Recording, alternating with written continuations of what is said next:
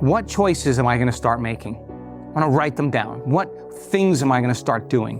What are my goals? What are my experiences I want? And every goal you wrote down, you thought, oh my God, it's going to feel like this. You got really clear, and you just kept reviewing all the things you needed to do, right? And how you had to choose, and how you wanted to think, and what you did want to believe. And you took time to keeping it alive, right? And it's so much easier to forget it than to remember. So you got to revisit it over and over again. Then we all did this.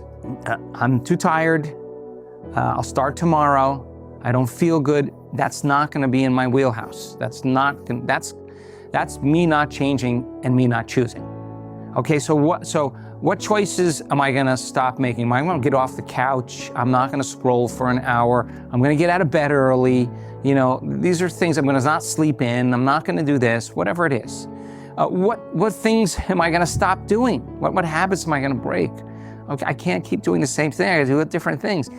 What experiences am I going to stay away from with certain people in certain parts of my life? I don't want to go there. Like, I need to disconnect from those experiences. And what feelings are going to bring me to a lower denominator that's going to cause me to feel like my old self and not believe in my future?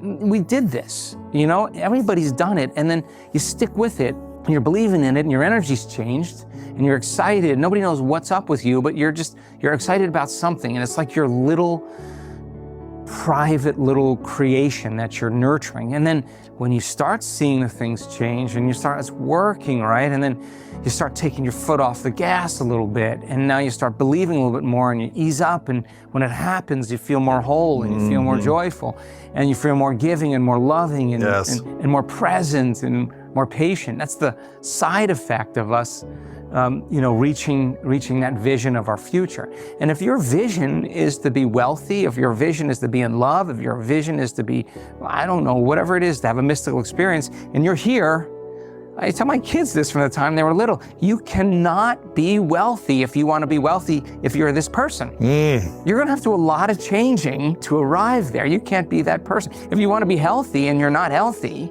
or you're out of shape, or you're overweight or underweight or whatever it is, if you want to arrive at that goal, you're going to have to make a lot of different choices, do a lot of different things, create a lot of different experiences, and feel very differently than when you started. Yes. And when you finally change, we're going to arrive right at that vision. So meditation means to become familiar with. Become familiar with the old self. Know thyself so well that you don't go there any longer. But become familiar with a new self. Fire and wire new thoughts. Fire and wire new behaviors.